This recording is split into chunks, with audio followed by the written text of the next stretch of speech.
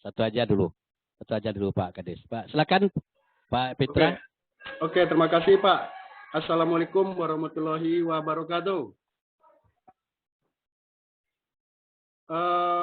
Langsung aja Pak pertanyaan saya. Yang pertanyaan pertama dari guru senior saya tadi itu tidak terjawab Pak.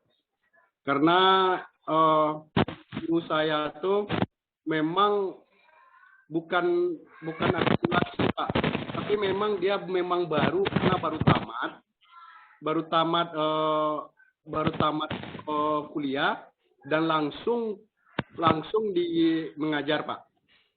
Itu yang tadi Pak, langsung mengajar baru 1 tahun atau 1,5 tahun Pak. Itu pertanyaan yang pertama yang belum terjawab Pak. Pertanyaan yang kedua, di sekolah kita itu ada dua guru agama.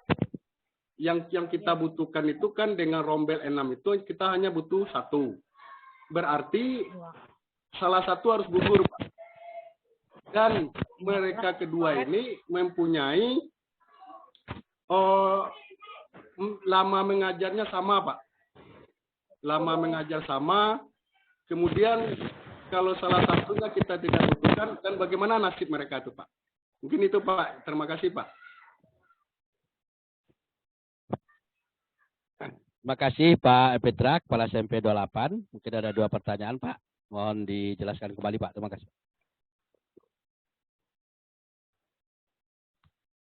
Baik Pak Fitra.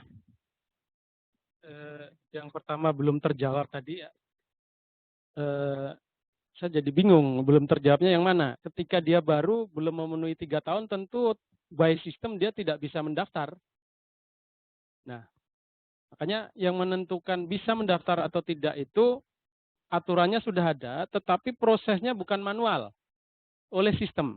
Ketika di sistem terdeteksi dia kurang dari 3 tahun, walaupun ada di Dapodik, walaupun sudah mengajar gitu ya, tentu secara sistem dia juga akan terseleksi sendiri, tidak bisa mendaftar begitu. Nah, ketika status aktif sebagai guru kurang dari 3 tahun atau setara 6 semester gitu. Nah, ini bukan proses manual, artinya seleksi administrasi pun ini berdasarkan data yang ada di sistem. Makanya jauh-jauh hari juga selalu disampaikan Dapodik. Maksudnya adalah itu, salah satunya. Kemudian, kasus yang kedua, dalam satu sekolah ada 2 THL, sama-sama guru PAI. Ketika dua-duanya memenuhi syarat, artinya minimal tentu masuk kategori P3. Ya, 3 tahun ada di Dapodik, di sekolah negeri, tentu dua-duanya bisa mendaftar. Nah, sekali lagi, ketika mendaftar ini bukan otomatis yang bersangkutan langsung lulus. Makanya ada proses namanya observasi. Yaitu penilaian yang dilakukan oleh kepala sekolah, guru senior, pengawas, Dinas Pendidikan, dan BKPSDM. Jadi ini ada prosesnya, proses seleksinya itu namanya observasi. Jadi ketika dia memenuhi syarat, secara sistem dia minimal masuk kategori P3, ya dia bisa mendaftar dan bisa memilih formasi. Mana yang mau dia pilih formasinya gitu. Nah, ini yang dimaksud demikian. Bukan berarti ketika mendaftar otomatis dia lulus sebagai P3K, ya belum tentu. Tentu diobservasi. Nah, setelah diobservasi, ya nanti pasti ada namanya passing grade. Tidak otomatis seluruh yang mendaftar itu bisa terpenuhi passing grade-nya. Tentu akan dilakukan nilai ambang batas, passing grade-nya berapa. Termasuk ada perankingan. Ketika yang memenuhi passing grade lebih banyak dari formasi yang tersedia, ya nanti akan ada passing grade yang dapat penempatan dan passing grade yang belum dapat penempatan. Ini di ranking begitu. Mungkin itu yang bisa disampaikan penjelasan sementara. Atau ada tambahan Pak Dodo? Mungkin Dapodik ini mungkin. Itu selesai berbicara tuh. Baik, Saya akan menambahkan karena ini sifatnya sistem ya, Pak Evitra. Tadi pertanyaan tentang TMT. Kemudian tentang sekarang ini kita sebenarnya berbicara nominasi data, Pak Evitra ya. Nominasi data yang dianggap P3 itu adalah yang 3 tahun ke atas. Di dalam procedure server kita belum tahu sebenarnya yang mana yang benar-benar valid dianggap. Nah, dianggap data itu sebagai calon pelamar atau sebagai pelamar. Kalau sekarang ini namanya calon pelamar, Pak Evitra. Jadi ada kemarin cut off Dapodik untuk data P3K seluruh operator tahu itu ya. Cut off Dapodik untuk P3K pertama itu adalah Desember tahun 2021. Kemudian dimajukan lagi cut off Dapodik P3K Juni 2022. Dan terakhir kemarin cut off Dapodik untuk penarikan data P3K 11 September. Nah, artinya apa?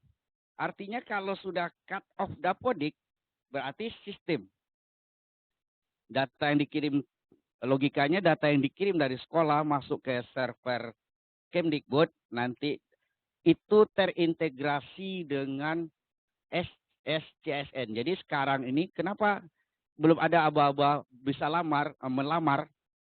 Karena sekarang SSCSN atau BKN belum menarik data Dapodik.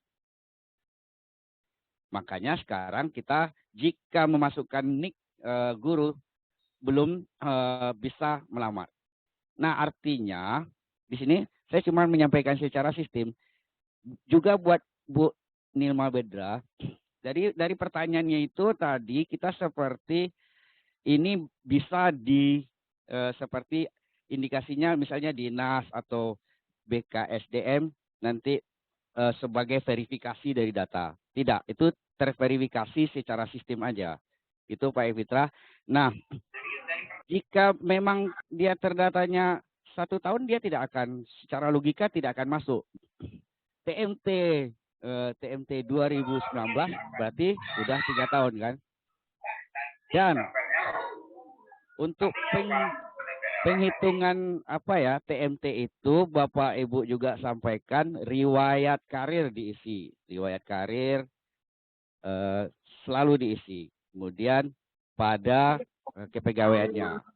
TMT kepegawaian. Tapi semua harus ada berkasnya. Setiap huruf data yang masuk ke Dapodik itu tanggung jawab kepala sekolah, maka harus ada berkasnya seperti itu. Itu aja Pak Evitra masalah sistem. Intinya ini semuanya by sistem, tidak ada manual, tidak ada dari wali nagari, kantor jorong, atau kepala sekolah, tidak bisa minta tolong. Karir guru adalah itu tuh guru sendiri yang menentukannya ya, berkasnya. Itu aja, nanti kalau ada hal lain akan dijawab lagi.